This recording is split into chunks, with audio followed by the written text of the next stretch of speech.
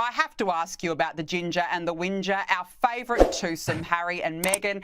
And what a shocking few weeks they've had. Not only were their lives laid bare in that damning Vanity Fair article, they were called out for posing in pictures during the bushfire crisis in LA. Her Netflix series was delayed. And now, Darren, her podcast. The podcast is set to be delayed as well. Bummer. I was looking forward to that one, as I'm sure you were too, Darren.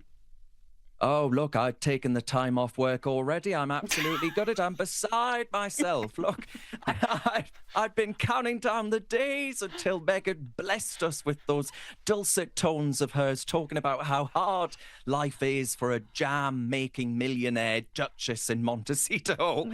Look, it's been a rough few weeks for the Ginger, to be fair, though, hasn't it? Right? The Vanity Fair spread laid them bare. The Netflix series is in limbo. Prince Harry accepted an undisclosed settlement sum in his apparent crusade against the press for privacy. And now, of course, Meghan's podcast being delayed. Oh, woe is me. I can't bear it. We need to start a GoFundMe or something, honestly. It's probably because, right, she's running out of people to throw under the bus that this podcast has been delayed because it's so painfully boring that they don't know what to put in it. It's a limited series when your entire personality is based around victimhood and victim narratives.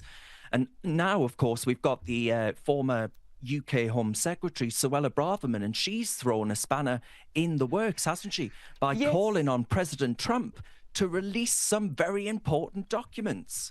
Yes, well, actually, we have that. So, of course, he was allowed entry to the US in 2020, despite having admitted in Spare to taking cocaine, marijuana and psychedelic mushrooms. And you're right, this is what Suella Braverman had to say. Have a listen. I think there's a very strong case for President Trump to intervene and to direct the release and disclosure of these documents. The American people should have the right to know what's happened here. Darren, so she wants this to be investigated. Do you think he actually will be deported? Because he'll end up back in the UK.